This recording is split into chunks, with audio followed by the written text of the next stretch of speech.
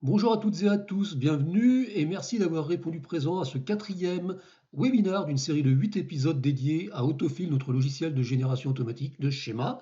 Merci donc à vous tous d'avoir pris sur votre temps en cette période très particulière de confinement et de télétravail.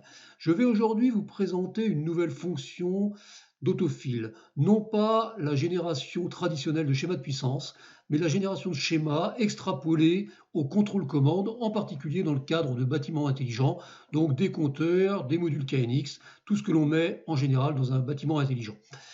Dans un deuxième temps, nous ferons ensuite un point sur le planning et terminerons ce quatrième épisode par le jeu de questions-réponses. Que les personnes présentes au précédent webinaire veuillent bien m'en excuser, je vais commencer par présenter les fonctionnalités du logiciel GoToMeeting aux nouveaux arrivants. Donc vous avez dans GoToMeeting deux icônes très importantes. Commencez par désactiver votre micro et surtout votre caméra. Vous pourrez après me converser avec moi, chatter, pour me poser des questions au fil de l'eau pendant tout le webinaire. J'en profiterai pour regarder vos messages et j'y répondrai en fin de webinaire, dans le cadre des questions-réponses. Tout d'abord, un point sur le planning des prochains épisodes dans le cadre de ce webinaire autofil. Pour ceux qui sont présents depuis le premier webinaire, vous avez pu constater qu'effectivement, il y a une certaine logique dans le déroulement de ces webinaires, dans leur planification. Le premier webinaire concernait la génération d'un schéma de base avec une saisie dans la grille Excel. L'idée était déjà de générer automatiquement des schémas pour gagner du temps. Puis, le deuxième webinaire et le troisième concernaient la génération d'un schéma en lien avec un plan d'archi, puis d'un schéma en lien avec un logiciel de calcul, Kaneko ou Lise. Et effectivement, la valeur ajoutée présentée dans ces webinaires, c'était le gain de temps dans le cadre de génération automatique de schémas en évitant les saisies, les ressaisies, les risques d'erreur et les contrôles inhérents à ces ressaisies. En gros, de pouvoir récupérer des données par export et de ne pas les ressaisir en permanence. Aujourd'hui, on va passer à une autre valeur ajoutée, c'est-à-dire d'apporter de l'intelligence à Autofill dans le cadre de la génération de schémas complexes, dans le cadre en particulier de schémas, dans le cadre de projets de bâtiments intelligents, avec du compteur, avec des KNX, avec tous ces éléments que l'on met en œuvre dans le cadre de bâtiments intelligents. Le 6 mai, parce que le webinaire aujourd'hui ne se suffira pas à lui seul, il faudra parler de schémas enrichis des fonctionnalités CAO. Et puis, il restera encore 3 webinaires, 3 épisodes que je vous invite à visionner. Je vous invite à vous y inscrire dès la fin de ce webinaire pour arriver petit à petit à cette conclusion du 18 mai dans le cadre de l'intégration d'Autofill dans notre plateforme collaborative Vision by Algotech. Voilà, donc je vais commencer la présentation de la génération d'un schéma complexe. Je commence donc cette démonstration en ouvrant CanecoBT pour exporter un projet, une étude en gros d'une installation de bâtiments intelligents réalisée avec une infrastructure KNX, avec de la commande, du comptage, avec des compteurs à impulsion. Je vais exporter ce dossier afin de le récupérer dans Autofill, mais on va se rendre compte que cette étude, bien que totalement réaliste d'un point de vue électrique dans Caneco, présente nombre d'incohérences au niveau schématique électrique. On ne pourrait pas faire un schéma en s'appuyant sur ce sujet. Il faudra donc reprendre nombre d'informations et vous verrez que c'est une des vraies valeurs ajoutées d'Autofill, de refaire des choses simplement. Donc je lance l'export, comme je l'ai fait dans les précédents webinars, je prends le modèle Autofill et je lance l'exportation, j'exécute la commande et je vais donc récupérer ce dossier dans Autofill. Je lance donc l'export et j'attends que l'export se termine. Je vais donc à présent procéder à l'import de cette étude depuis Caneco dans Autofill. Donc je lance la passerelle Caneco, je vais récupérer le fichier exporté depuis Caneco avec les circuits, les informations générales et les informations de circuit qui apparaissent à l'écran. J'ai donc toutes ces données qui sont maintenant importables, je les convertis, ce qui fait que je crée le fichier Excel que je pourrai prochainement modifier et en même temps je génère dans mon noyau graphique mon schéma. Donc, quand je génère le schéma, qu'est-ce que je vois apparaître? Effectivement, différents folios qui se créent, une page de garde, pourquoi pas une page d'indice par folio si je l'ai paramétré ainsi, et je vois donc le schéma avec les arrivées, les informations de PC, les informations d'éclairage, et d'ailleurs, si l'on zoome sur une partie de l'écran, on voit la façon dont ça avait été numéroté dans Caneco, Q40 TD abri, Q50 TD abri. Personnellement, je pense que dans l'armoire, on appellera ça Q40, Q50, tout simplement des noms de départ. On le modifiera simplement par autofill, c'est une de ses valeurs ajoutées.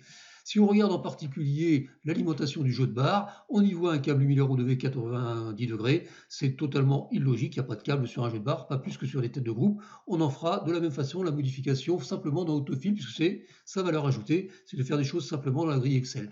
Grille Excel que je lance donc, que je vais régénérer pour vérifier ce qui a été importé depuis Kaneko et qui va me permettre de faire des ajouts, des modifications.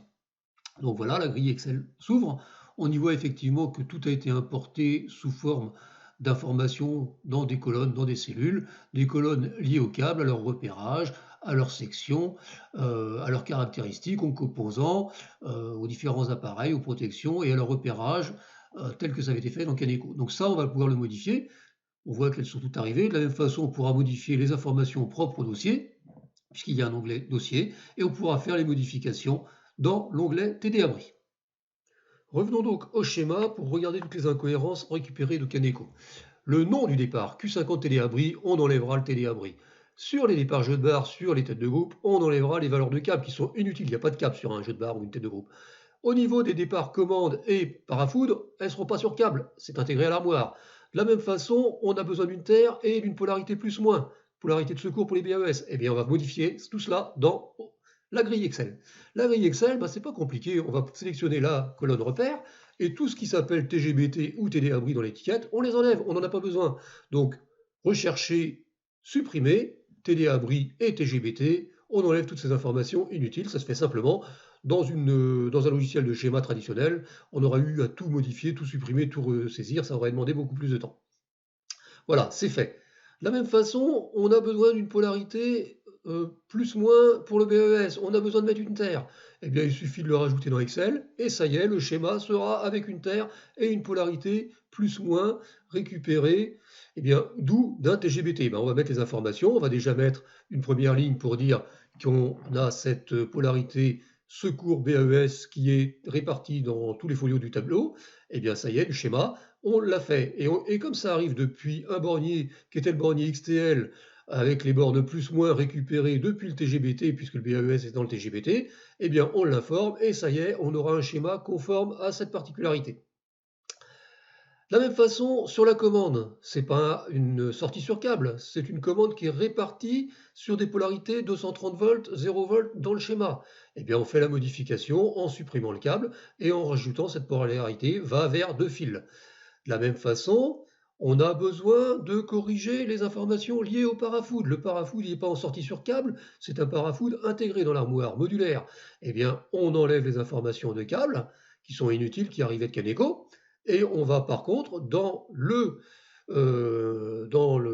la bibliothèque de symboles aller récupérer un symbole de parafoud. De la même façon, on avait nécessité de mettre en œuvre un compteur. Il était nommé dans le logiciel de schéma, on disait qu'il y avait un câble, c'était pas un câble, c'était un compteur. Eh bien, on enlève le câble et on va aller chercher dans la bibliothèque, une fois de plus, une information de compteur. Mais l'intérêt, c'est que dans cette bibliothèque, on a beaucoup plus d'informations qu'on peut les récupérer. On pourra dire que c'est un compteur avec une sortie RS485, avec éventuellement des sorties à impulsion, des compteurs avec double tarif, des bus qui vont aller répartir l'impulsion sur tous les SmartLink, sur les power tags, sur toutes ces données propres au KNX. Eh bien, on en profite pour récupérer le bon compteur, sur Tor ou pas sur Tor. On le rapatrie, effectivement, par exemple, ce compteur qui est un compteur IEM 3110 de chez Schneider. La référence, c'est l'AEM, la 9 MEM 3110. Eh bien, tout ça, on le met sous forme d'un compteur avec la bonne référence dans Excel. Et toutes ces données sont dorénavant présentes pour pouvoir être générées dans le schéma. Donc, je renseigne Excel et mon schéma se mettra, je dirais, en conséquence avec les bonnes données au niveau représentation schématique. De la même façon, ce compteur, eh bien, à un moment ou à un autre, il a des bornes. Il a des informations de sortie des contacts impulsionnels. Eh bien, je vais le renseigner de la même façon, je vais renseigner les bornes propres au compteur Schneider. Mais je pourrais d'ailleurs avoir, là, il y a 8 bornes, je renseigne qu'il y a 8 bornes. Je pourrais très simplement mettre un autre compteur d'une autre marque avec d'autres bornes et moins de bornes ou des bornes d'un nom différent. Tout ça, je le renseigne dans Excel. Il y a une sortie au niveau du compteur qui est une sortie impulsionnelle. Eh bien, je vais chercher dans ma bibliothèque une fois de plus les informations liées au compteur impulsionnel. Ce compteur impulsionnel qui est donc ici, il a des sorties sur borne et il a un bus. Et bien, tout ça, je vais effectivement aller le récupérer pour le mettre dans Excel. Je mets donc le compteur impulsionnel avec ses bornes S0+, S0-, du moins les sorties sur borne S0+, S0-.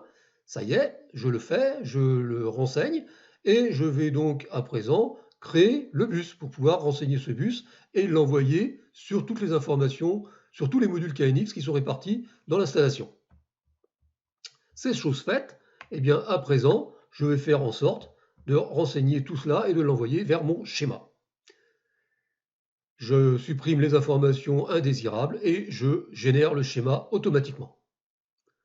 Le schéma est donc corrigé avec la polarité de terre présente, la polarité bloc BES plus moins issue du TGBT sur le bornier XTL, les informations de commande 230 volts, 0 volts, le parafou qui sont bien armoire, et le compteur éclairage avec ses sorties impulsionnelles et son bus KNX.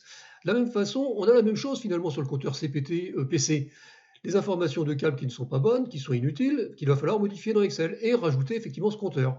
Eh bien, on va faire tout simplement un copier-coller. Rappelez-vous, pour ceux qui avaient participé au premier webinaire, on aurait d'ailleurs pu créer un bloc et gagner encore beaucoup plus de temps. Vous savez, les blocs dans le repérage automatique, l'insertion de blocs automatiques depuis Excel. Donc, on va faire par un copier-coller dans l'affaire le remplacement du compteur éclairage par ce compteur PC, qui a les mêmes caractéristiques qu'avait le compteur éclairage, c'est-à-dire qui était avec 8 bornes, avec des sorties S0+, S0-, eh bien on fait les mêmes informations, les mêmes modifications, et on va donc régénérer tout cela sur le schéma automatiquement avec ce compteur PC corrigé malgré les incohérences qui avaient été mises en œuvre dans le logiciel de calcul. Voilà, qu'est-ce que ça donne? Ben, effectivement, un schéma avec les bonnes informations. À présent, regardons plus particulièrement le cas de l'éclairage, derrière le compteur CPT-EL.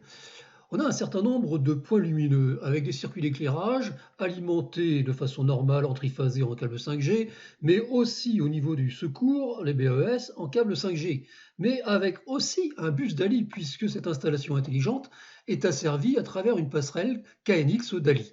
On va donc créer les conditions pour pouvoir raccorder ce bus DALI à ces différents éclairages. Donc, commençons par regarder dans la bibliothèque ce qui est disponible. Dans la bibliothèque, on a finalement la possibilité, effectivement, de raccorder des bornes DALI de façon intelligente aux différents réseaux d'éclairage. On a jusqu'à 64 ballasts intelligents derrière un bus DALI. Ce qu'on va faire, on va créer des bornes DALI sur un réseau DALI 1 et un réseau DALI 2. Et on va connecter donc ces bornes. Donc, je commence par renseigner le fait que je vais mettre des bornes DALI sur ce premier circuit d'éclairage, donc sur ce premier bus connecté au DALI 1. Voilà. Je vais donc à présent connecter, on va dire, 3 circuits à ce même bus DALI 1. Je vais faire donc des copier-coller que je vais aller, bien entendu, insérer sur les circuits 2 et 3, raccordés derrière ce compteur éclairage. Voilà, donc je fais un copier-coller pour le second circuit, un nouveau copier-coller pour le troisième circuit. Et donc, une fois que j'aurai connecté ces 3 circuits au bus DALI 1 à travers les bornes DALI, eh bien, je vais faire la même chose pour aller maintenant faire en sorte que les 3 autres circuits soient connectés sur un deuxième bus qui est le DALI 2. Je n'aurai fait cela que par des copier-coller, des raccordements aux bornes DALI, et tout se fait de façon simple, avec la possibilité derrière de générer l'ensemble de ces bus, l'ensemble de ces points lumineux, l'ensemble de ces circuits d'éclairage à travers une passerelle KNX DALI. Voilà, donc je termine les différentes duplications de circuits et je génère mon schéma. Le schéma est généré. Et bien, comme on peut le voir, j'ai toutes ces bornes raccordées sur le bus DALI 1 ou sur le bus DALI 2 qui sont donc à présent présentes dans le schéma. Je vais donc à présent faire la même chose sur les circuits PC, donc derrière le compteur CPT PC. Je vais donc à présent commencer par enlever toutes les incohérences issues du logiciel Kaneko. Le fait d'avoir des câbles sur les jeux de barres ou sur les têtes de groupe, c'est totalement inutile et illogique. Je commence par les supprimer.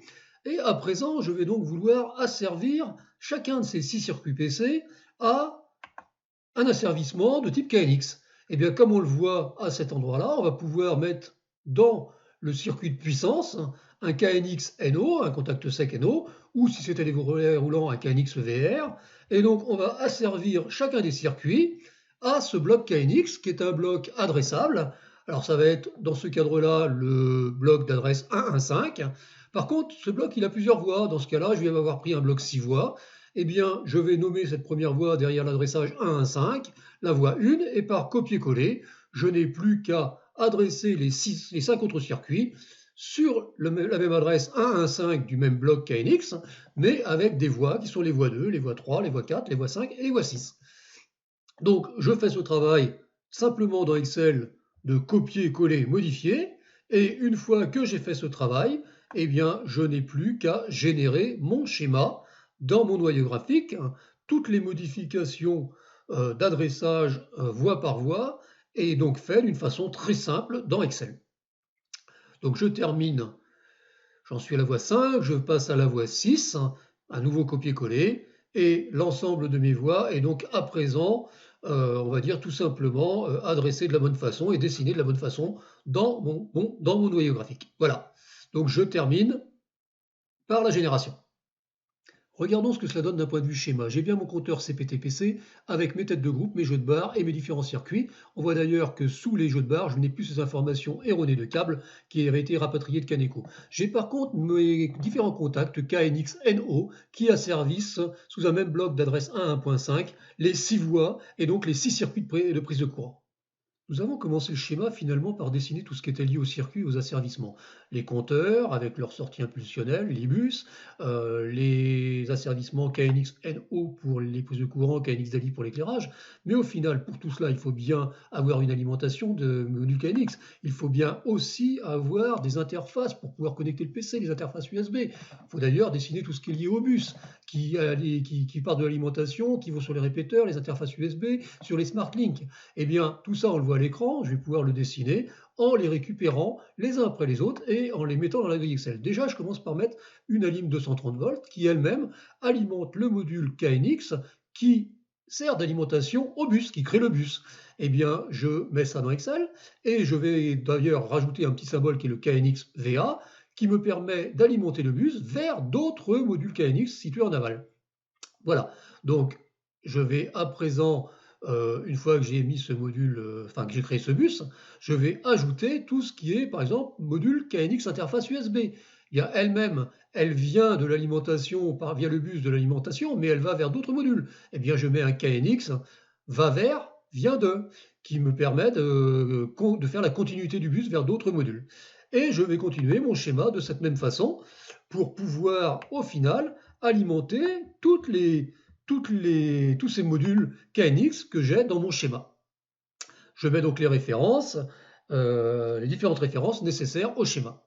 Qu'est-ce que cela donne d'un point de vue schéma? Eh bien, on voit effectivement ce disjoncteur Q60 qui alimente le module d'alimentation Schneider référence NTN 684.064 qui est le module d'alimentation de bus, qui crée la polarité de bus, KNX. Ce bus est distribué finalement sur l'interface USB, celle sur laquelle on viendra connecter notre PC, et on voit qu'on a effectivement en amont le module d'alimentation de bus, mais on a en aval d'autres modules sur d'autres folios. Eh bien, on va pouvoir ainsi dessiner sur d'autres folios les modules KNX tout ou rien, ou pour les prises de courant par exemple, ou les modules KNX DALI pour alimenter les éclairages. Revenons sur cette grille Excel et en particulier sur la bibliothèque de symboles. Dans le schéma, on a fait à un moment l'asservissement des prises de courant avec des contacts KNX-NO. Mais ces KNX-NO, forcément, ils sont sur un module de sortie, tout ou rien. Eh bien, on va le dessiner et on va le mettre en place dans un schéma avec les bus. On pourrait le faire manuellement, c'est-à-dire créer voie par voie des sorties tout ou rien en 10 ampères, en 16 ampères, de la voie 1 à la voie 8 à la voie 10. On va faire mieux, on pourrait le faire d'ailleurs pour les volets roulants. On va le faire sur des tout ou rien qui sont déjà préparamétrés. Du tout ou rien 16 ampères, 2 voies, 4 voies ou 8 voies. Là, j'ai 8 voies à alimenter, je clique dessus, et donc ma grille Excel se remplit toute seule, je n'ai pas à le faire. Et effectivement, dans Excel, j'ai donc un module KNX qui est alimenté par le bus, ce n'est pas alimenté en 230 volts, qui est un module 8 voies, qui, au niveau du bus, a une connexion en amont avec l'interface USB et en aval avec le bloc DALI. Il est référencé à 1.5 et c'est un module, cette fois-ci, de marque Zenio, pas Schneider. C'est un module Maxinbox ZIUM B8V3. Eh bien, je renseigne ses caractéristiques de borne et à présent, eh bien, je vais faire en sorte de le dessiner. Qu'est-ce que ça donne d'un point de vue schéma? Eh bien, finalement, on a dessiné dans un folio, effectivement, le module KNX tout ou rien 16 ampères, avec ses 8 voies, avec le bus, avec ses connexions amont, ses connexions aval, aux autres modules KNX, mais on a surtout toutes les informations qui étaient dans les folios d'asservissement, c'est-à-dire les contacts liés aux prises de courant, et ainsi de suite. Toutes ces informations sont rapatriées en automatique. Que nous reste-t-il à faire dans ce schéma? Eh bien, tout d'abord, dessiner un module KNX qui va asservir les circuits DALI 1 et DALI 2 pour alimenter les 128 luminaires à ballast. Autre chose, ce sera de ramener sur le bus les impulsions nécessaires pour pouvoir récupérer les informations de compteur, PC et éclairage. Je vais donc pour cela aller chercher les symboles dans la bibliothèque qui permettent de le faire. Un symbole KNX module d'alimentation, puisqu'on a une alimentation 230 volts, d'un module Schneider, qui est un module de type KNX 2 voies. Ce KNX 2 voies, je vais le chercher dans la bibliothèque, et je vais d'ailleurs le renseigner. C'est un module de type de référence MTN 6725004 de chez Schneider. Il est adressé en adresse A1.6, et c'est un, je dirais, modèle de type reg K21664. Donc tant qu'à faire, je vais le mettre dans le schéma, donc je renseigne la grille Excel.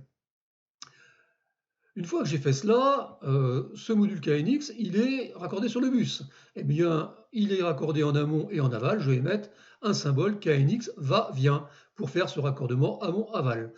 De la même façon, c'est un module de type KNX DALI au niveau des sorties, DALI 1 et DALI 2, puisque j'ai deux circuits. Eh bien, de la même façon, je vais les renseigner pour pouvoir les dessiner au niveau de mon schéma. J'ai aussi à dessiner le compteur. De la même façon, je vais aller chercher le module qui me permet de récupérer les informations de comptage. C'est un module qui n'est pas alimenté en 230 volts, il est autonome. C'est un module qui récupère des informations en entrée d'impulsion. Il est adressé en 1.7. C'est une référence, alors ce coup-là on met du Zenio, référence ZRX KCI 450. Je le renseigne. C'est un module KCI 450 et c'est au final quelque chose qui est raccordé sur le bus. C'est un module qui récupère les informations CPT éclairage. C'est un module qui récupère les informations CPT prise de courant au niveau des impulsions qui ont été générées dans ces compteurs. Et tout ça, je le renseigne. Et une fois que c'est renseigné, eh bien, je vais pouvoir à présent lancer la génération de mon schéma.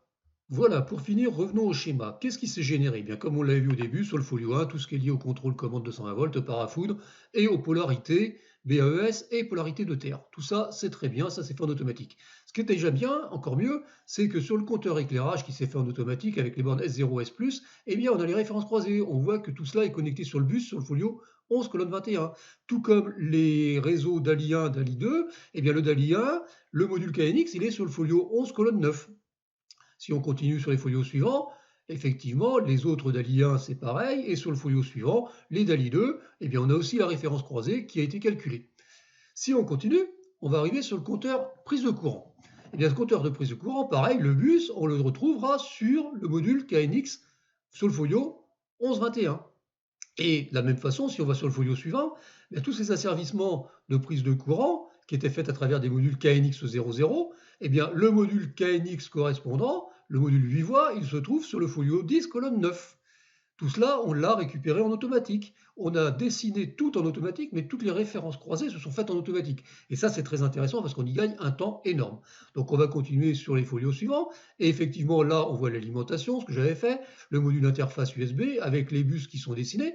Si on va sur ce folio-là, bien entendu, on a les 8 voies, mais avec toutes les informations de circuit, mais aussi avec les références croisées, où se trouvent les KNX0 qui asservissent les circuits prise de courant. Sur ce folio-là, eh bien, de la même façon, c'est le folio avec les KNX DALI, DALI 1, DALI 2. Eh bien, on voit partout, il y a des bornes DALI 1, DALI 2, partout où sont je dirais, câblés ces circuits. De la même façon, le compteur éclairage et le compteur PC, eh bien, ils sont folio 2, colonne 9. Donc, ce qui est très intéressant dans ce que l'on vient de dessiner, avec la saisie à partir de d'Excel dans ce module de webinar, eh bien, finalement, c'est que tout s'est fait en automatique. On a juste eu à faire des saisies, tout s'est fait en automatique, on n'a rien dessiné. Et on a gagné un temps énorme. La présentation de génération d'un schéma complexe de type compteur KNX dans le cadre de bâtiments intelligents est donc à présent terminée. Faisons un point sur le planning des prochains épisodes.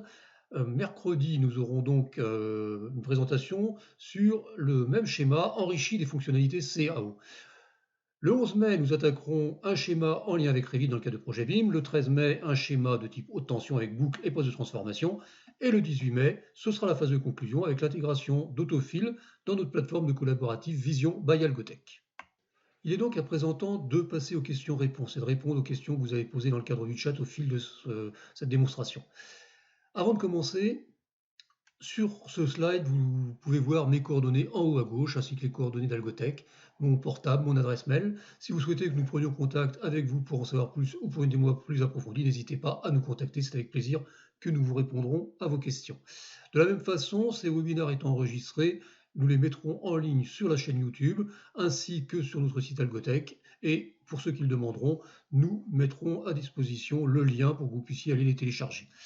Voilà, donc passons au jeu des questions-réponses. Je vais d'abord répondre aux premières questions qui ont été posées. N'hésitez pas à en poser au fil de l'eau encore pendant les 5 à 10 dernières minutes qui nous restent. C'est avec plaisir que je vais vous apporter des réponses à vos questions.